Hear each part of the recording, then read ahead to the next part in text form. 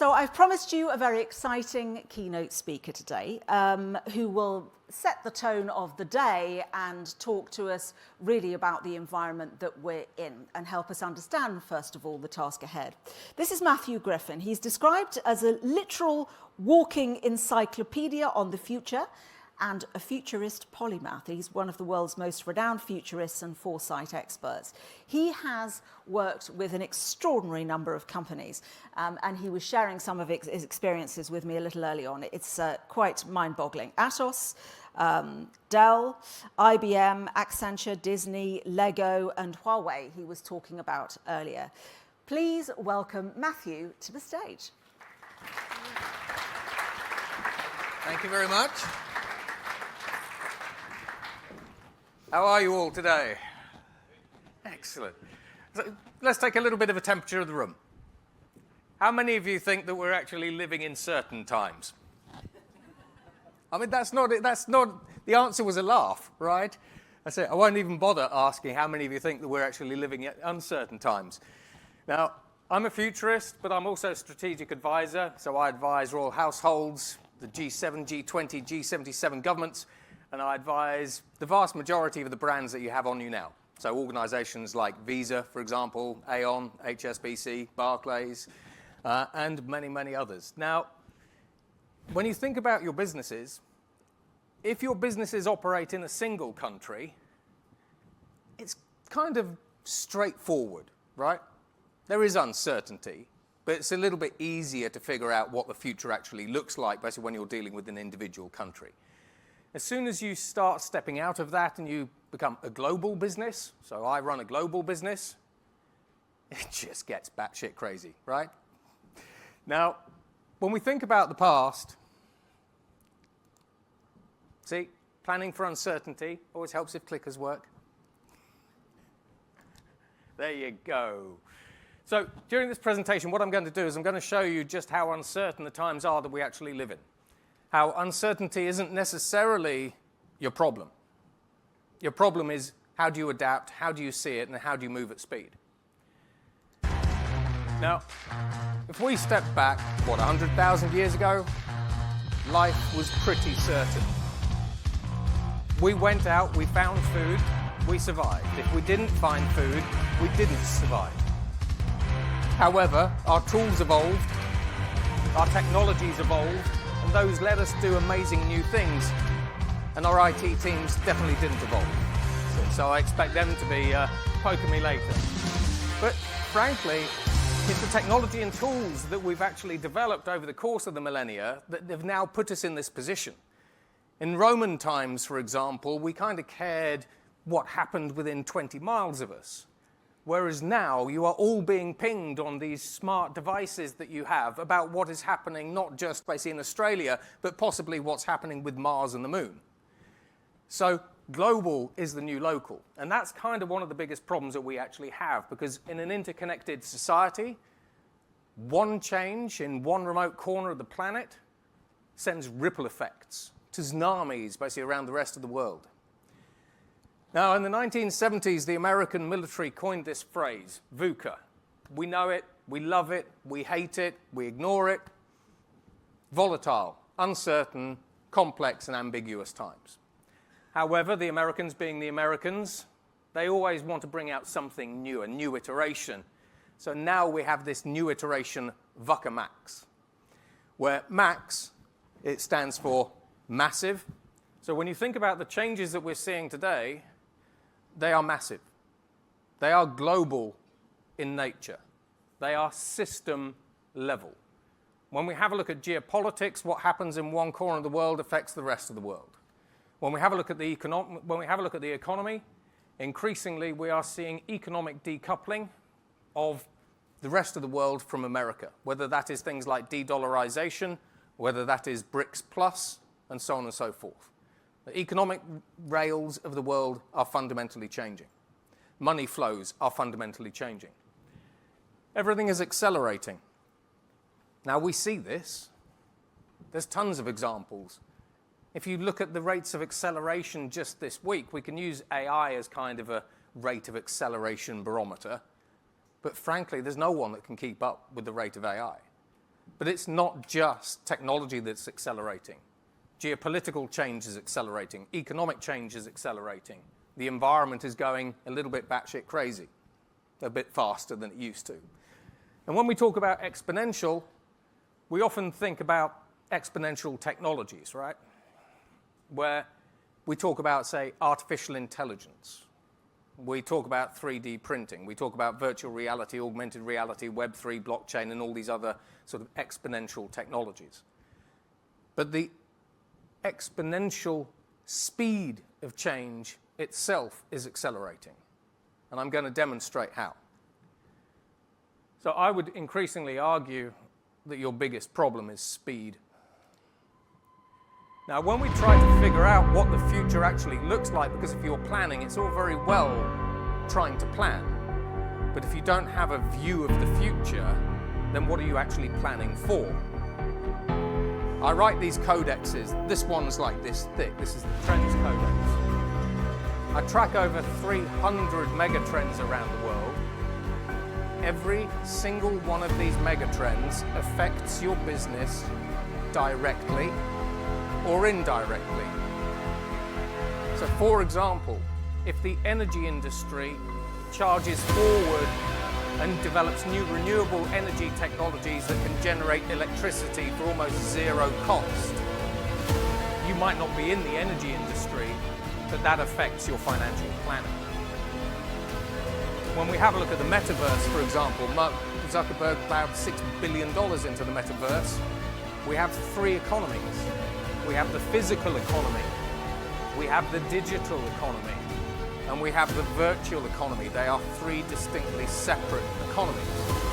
The virtual economy is estimated to be worth $13 trillion.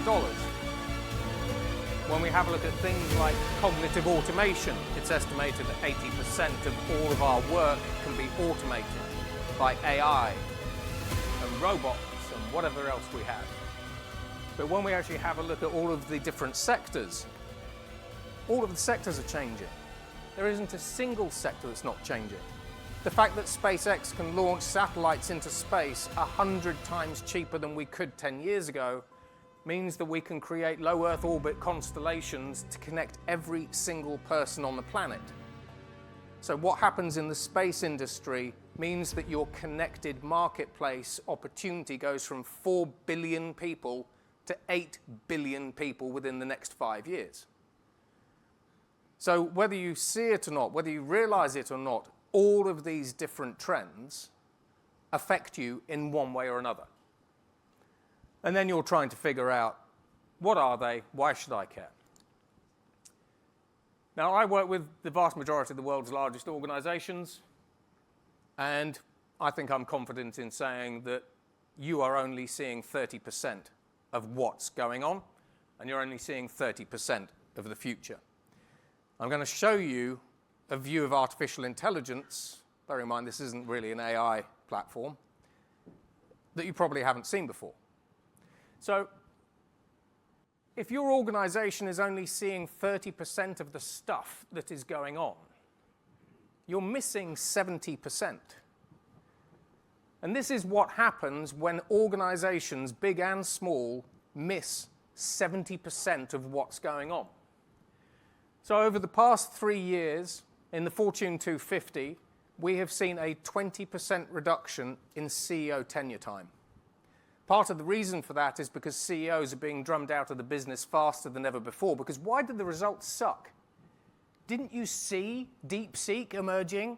Didn't you see ChatGPT emerging? Didn't you see Trump doing whatever he's going to do? CEOs are under pressure. Leadership boards are under pressure. They're having problems seeing the change and then figuring out what to do about it.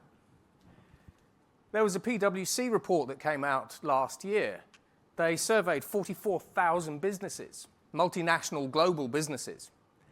45% of the CEOs in those businesses said, unless we change and transform, then we think our businesses will be economically unviable in 10 years.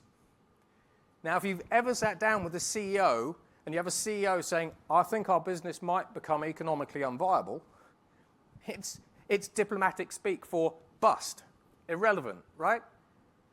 Half of the companies on the planet think that in 10 years, if they don't change, they're going to be irrelevant or bankrupt or both.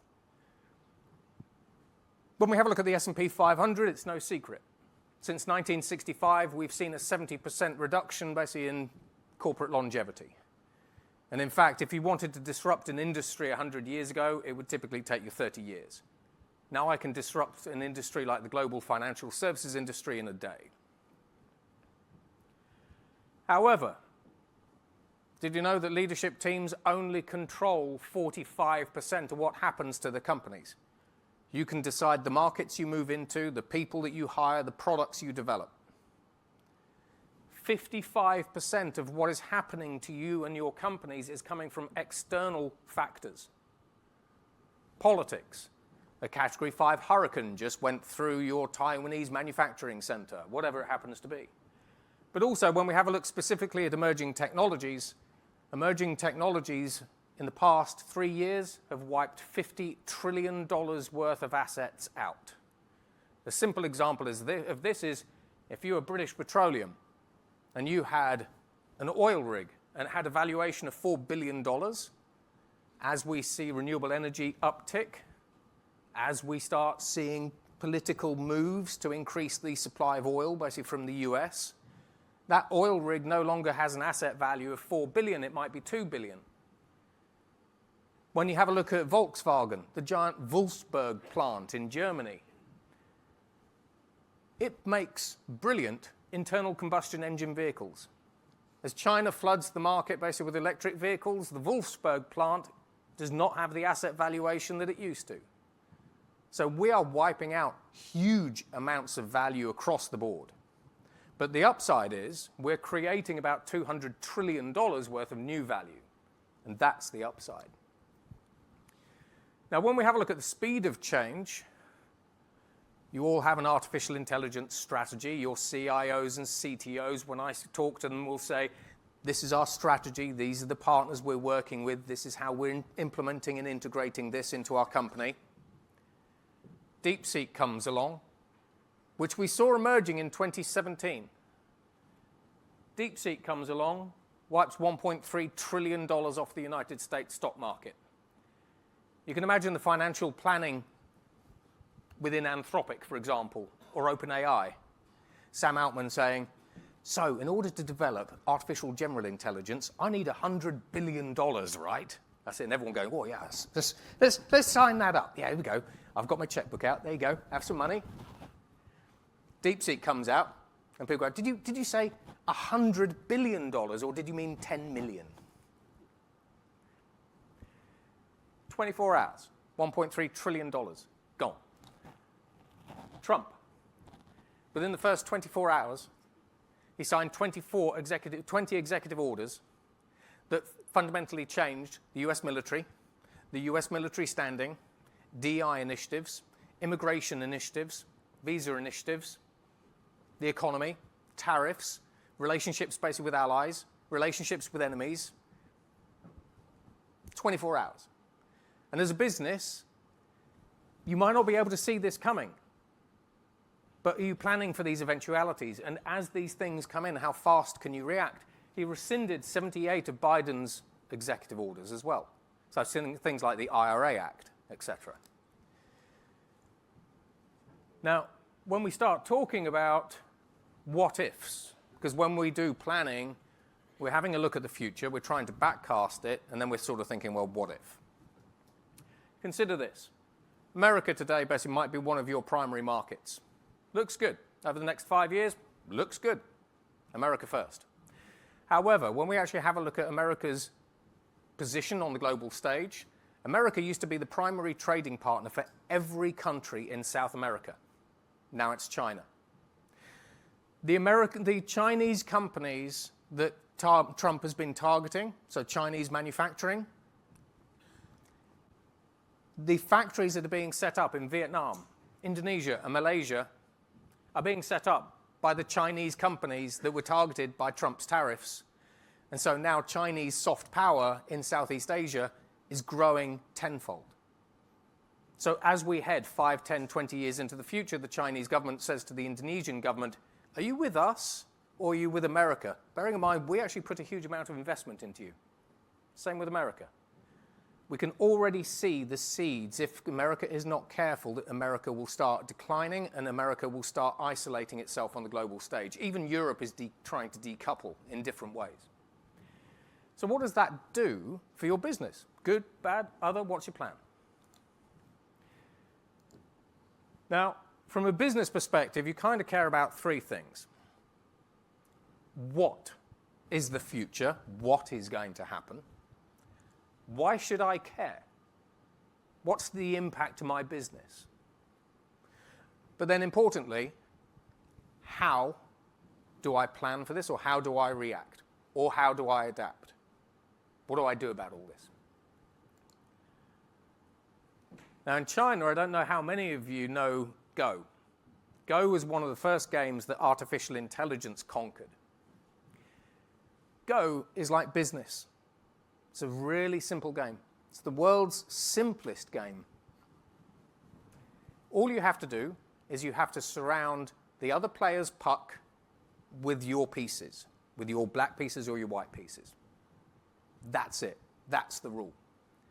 But there are an infinite number of ways to win. That's what makes Go so difficult to actually play. This is like business, isn't it? The purpose, ultimately, of every single business on the planet, basically, is to make enough profit to survive or thrive. Simple. But there are an infinite number of paths and an infinite number of ways to actually do that. And if you get the right path, you're a mega cap. If you get the wrong path, you're out of business. And most of us stay in between. Now, when we talk about things like speed, we used to move at the speed of digital. So we could disrupt the global financial services industry basically within a day. An example of this is Mark Zuckerberg released the Libra cryptocurrency in 2019. Had the regulators approved it, the chairman of the People's Bank of China, ECB, US Fed, and the Bank of England said it could have changed the global financial services system overnight.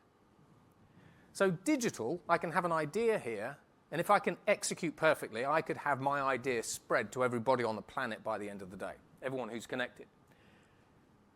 Now we're moving at the speed of AI. AI is fundamentally different to digital. And what we mean by this is artificial intelligence is creating hardware products and software products. Today, your competitor does not have a world-class rocket engine. Tomorrow, they do. This is Hyperganic. The top left icon is Hyperganic. Hyperganic used an artificial intelligence, and within 6 hours, it had designed a revolutionary new class of rocket engine. So all of a sudden, if you're in the space industry, the propulsion industry, the defense industry, a competitor comes from nowhere? How do you plan for that? We can design new drugs and vaccines in 7 minutes. And in Silico in Australia used an artificial intelligence to design 31,000 new drugs in 21 days. Google and NVIDIA are using artificial intelligence to design new AI accelerator chips. And they are doing it 1,000 times faster than humans used to be able to. And then, of course, software. We've all seen companies like Amazon, basically, who have used generative artificial intelligence to eliminate 4,500 man-years of coding and development work and save $256 million to do it. AI is increasingly becoming creative, and most of these are iterative, but it starts moving to disruptive innovations. But the pace of innovation itself is accelerating, which means that your competitors can now out-innovate you faster if they know what tools to use, which affects the markets that you're in. I kind of also argue that you are no longer generally doing digital transformations. Every company does a digital transformation. Digital transformations are kind of dumb. Not in terms of the concept, but they're kind of dumb. If you think about robotic process automation, it's if this happens, then do this. Fairly straightforward. As artificial intelligence becomes increasingly intelligent, as it gains its own agency and it becomes increasingly autonomous, it can take information in, analyze that information, and then it can act on your behalf to do something. So maybe AI identified a brand new market opportunity for you, and because you gave it the trust and you allowed it to, it just creates the products and moves into the market. Increasingly, you're building hive minds within your companies that we can hack and do all sorts of fun things with. But we're also moving from automation technologies to autonomous technologies. It's two words, but it's a huge shift. Now, from a futures perspective, we all live in Excel sheets and dashboards and everything else, but what if you could just talk to your company using conversational artificial intelligence? You want to do some financial planning, for example, and you simply say to your company, knowing everything within the company, what do you think the best financial plan would be for us moving forward for the next 2 years? And the AIs crunch the information and come back and say, I think that's your plan. And then you either execute or you don't. But increasingly, using conversational interfaces, we are able to talk to our companies in the same way that we talk to doctors or people around us. What if AI became superhuman? So ChatGPT's O3 reasoning model recently beat the ACI Artificial General Intelligence benchmarks comprehensively. So ChatGPT itself has a verbal IQ of 155. Anthropic and OpenAI believe that roughly by 2027, we will have the basics of artificial general intelligence for a variety of reasons. We believe in AGI will have an IQ of 1600.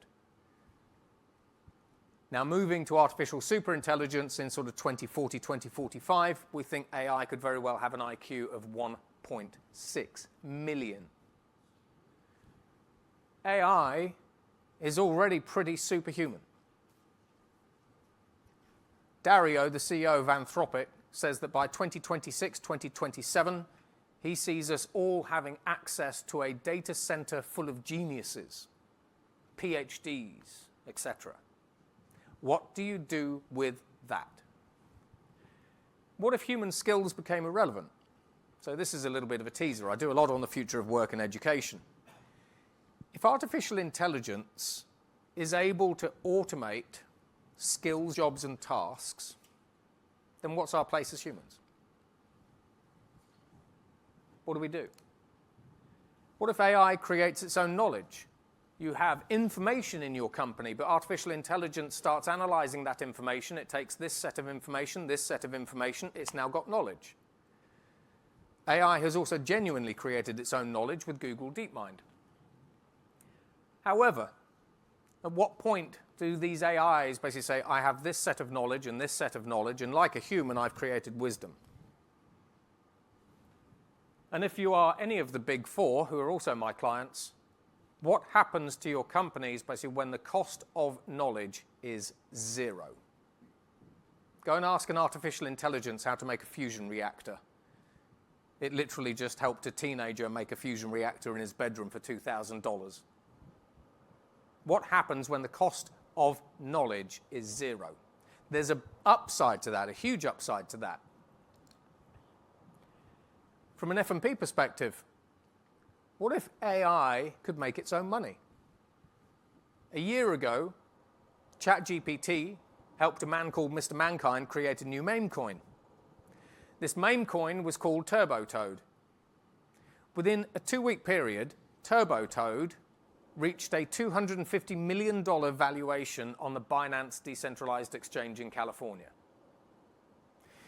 Then, a bot called Truth Terminal was put in a room. So these two bots, they're Claude Opus bots, they were chatting to one another. They had a conversation about goats, as you do. They were then given an X account, Twitter account. Mark Andreessen Horowitz gave this Truth Terminal bot access to a $50,000 crypto wallet. This bot identified a meme coin called Gotius Maximus. It pumped that cryptocurrency to $1.3 billion in 1 week. We are starting to see the first signs that AI can create money and that it can also start manipulating the global economy. But what if AI built a major competitor? I've been talking about this for years, that AI one day will just be able to build a multi-billion-dollar business. Here's Sam. Go on, Sam. Oh, no. Volume, please.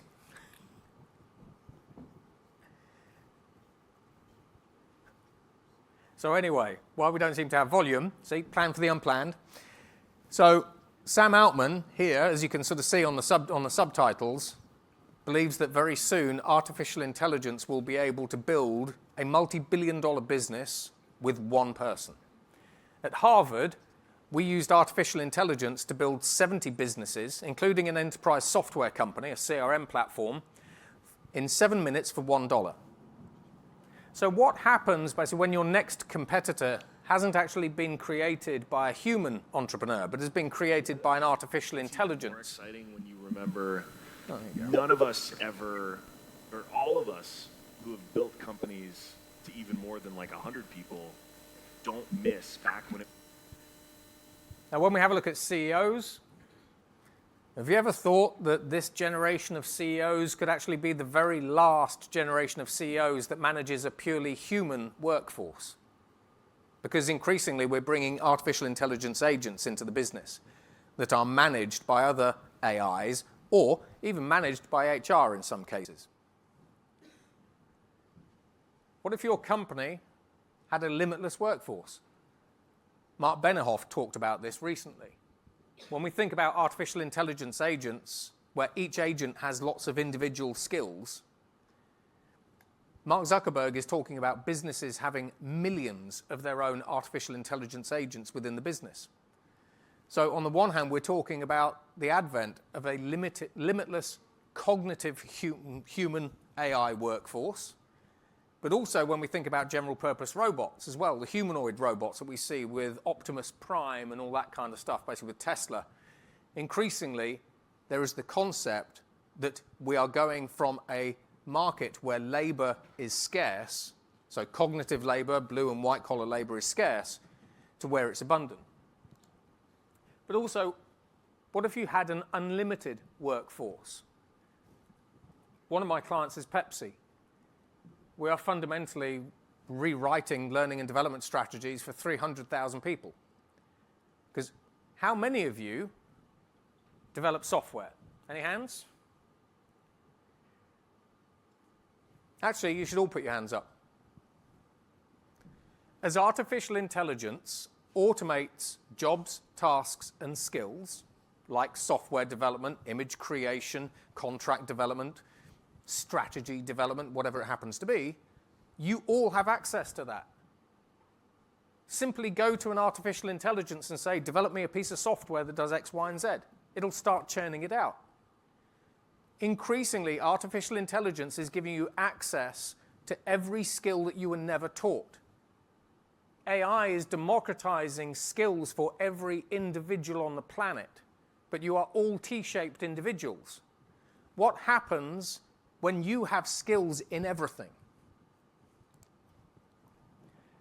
And then as for thriving in uncertain times, I look 50 to 100 years out. So one of the biggest problems that I actually have is how do you try to look out into the future with certainty?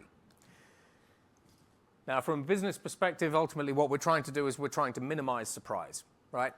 Ultimately, when we're planning ahead, basically we're trying to minimize surprise. This is how I minimize surprise. So one of the quotes that we have is change is the only constant, which doesn't help us at all, basically, from a planning perspective. So I use something called anchoring constants. Now, a simple example of this is today, a constant is companies today want to make profit. That's it. In 100 years' time, companies will still likely want to make profit. That's the constant. The how we make the profit that is what changes. When we have a look at politicians want power. Doesn't matter whether it's President Xi, doesn't matter whether it's Starmer, doesn't matter whether it's Trump. They want power, they want influence, they want security. When we have a look at individuals, from a hiring perspective, you might not necessarily know what skills you need in the future, but you know that you generally need passionate people who are adaptable, who have a willingness to learn and who can learn quickly. So by looking at these constants, that's your thread. You hold on to those threads, and then everything else changes around those, but we can break those into sort of more manageable buckets. You want resilience and you want speed, so forecast far out, so 5-10-year plans, and then bring those back. Once you've got all of that information, bearing in mind I said that most companies only see 30% of what's going on. Once you've got all of your information, bring it back in, run your strategic scenarios, and then build. But when you're building your businesses, you've got to build for speed. So if I said to you, I've identified a new multi-trillion-dollar market, for example, how quickly could you move? Lots of organizations say they're agile and adaptable and flexible, but how fast can you move? President Trump all of a sudden puts 25% tariffs basically on your business. How fast can you react? How fast can you move? And then what are you doing? And then as the world continuously changes around us in bonkers ways, decouple. Identify the risks to your business. Regulatory risk, jurisdictional risk. Decouple. If you can't decouple yourselves, diminish. And I'll give you an example in a minute. And then unlearn.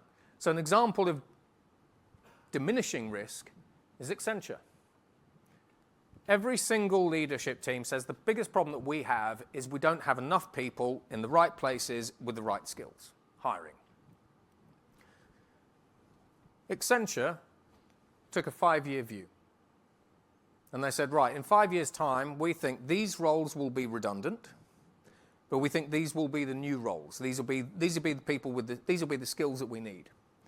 So they went to 17,000 people and said to them, you're going to be made redundant, and you're going to be made redundant by robotic process automation, artificial intelligence, and so on and so forth. But here's a new learning and development strategy, and here are some jobs of the future. Pick one. These people started learning what they needed to know, and when Accenture made 17,000 positions redundant, they didn't make a single person redundant. And they were one of the few companies that didn't go on stages like this and onto panels and go, you know what, we've got a hiring problem. We've got a skills problem. So decouple, identify risks, and try to decouple from them as much as you can. If you can't decouple from them, diminish them. And then forget everything that you ever learned, because the future does not work like that. And that's it. So thank you very much.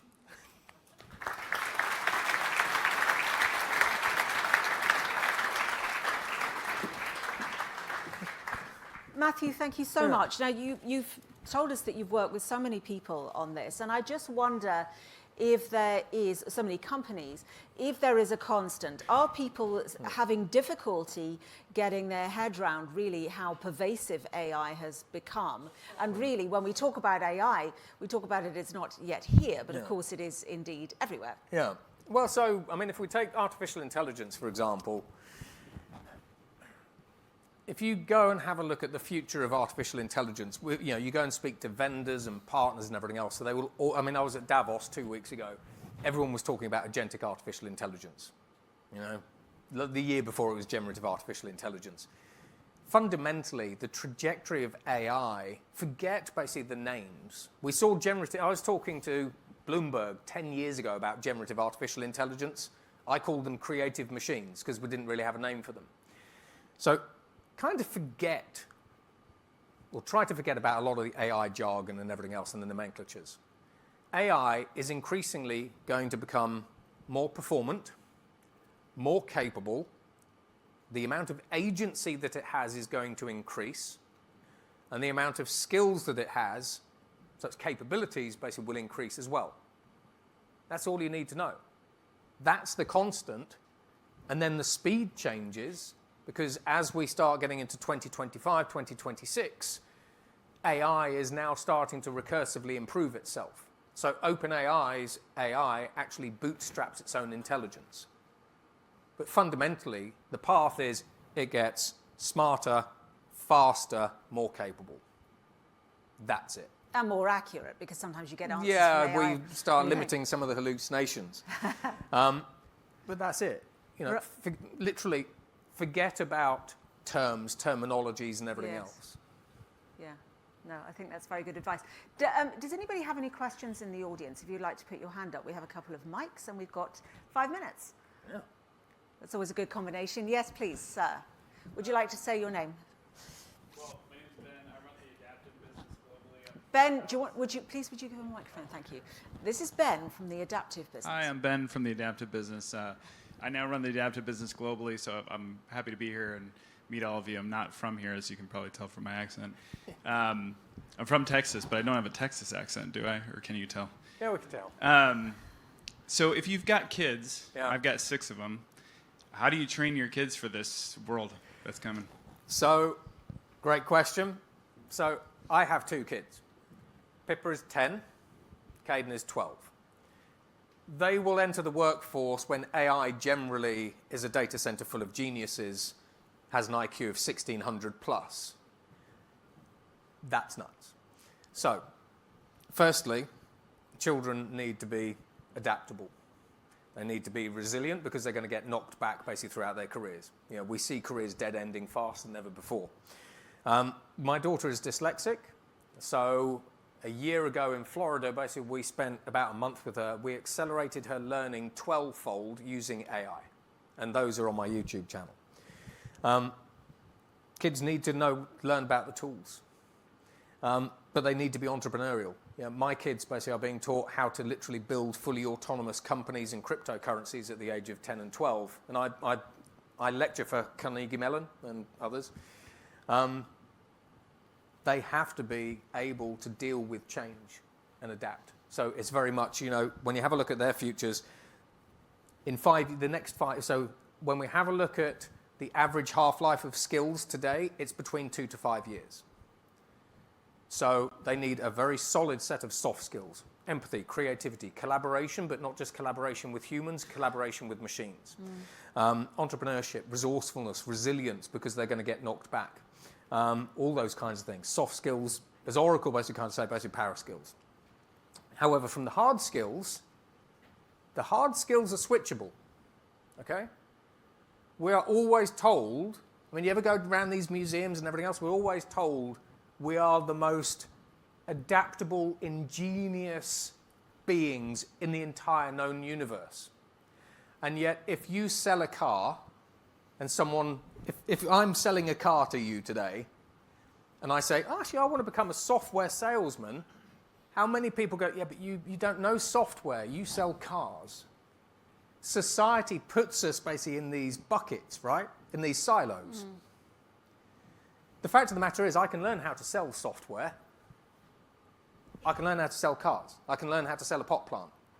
I can learn how to do software development if I've got the right learning and development around me. So the hard skills are switchable. And when we talk about trying to prepare our children basically for switchable hard skills, the magic sauce, we think generally, is how do you get children to learn? How do you get a kid who is selling a car to become a cybersecurity expert within a month? It's the speed at which they learn and the tools that they use. And with all my students, both sort of secondary school and universities, we use those tools and we accelerate the hell out of their learning. And then they need the ability to actually sort of think differently. So it's learn at speed, get solid soft skills, think of hard skills as switchable. And even within companies, as we see different careers dead-ending, one of my advice basically to companies is start moving employees from one line of business to another. We call it sort of, step over. So today you might be in sales, but get that person, put them into marketing, put them then into operations, put them into IT. And that way, what you have is you have an agile and adaptable workforce, basically, that can cope with anything, because fundamentally, we're hiring people who can learn. I've got a book on that. Funnily enough. Anybody you. else? Any other questions immediately? Yes, please. There's a hand going up there. If you'd like to say your name and where you're from, that's great. Yep. Hello. Hey, Hi. That's a bit loud. I'm not come as far as Texas, just Derbyshire. But, yeah, that's, on these trains, it's about the same travel time. probably, yeah, more expensive as well. Yeah, that's So, if you're not in one of the handful of firms that is developing AI, you're going to be a subscriber, basically, is where I see it. Yep. And the advantage you can get over your competitors, I guess, is by having access to the latest version of the AI. Yep. So, ultimately, isn't that the competition?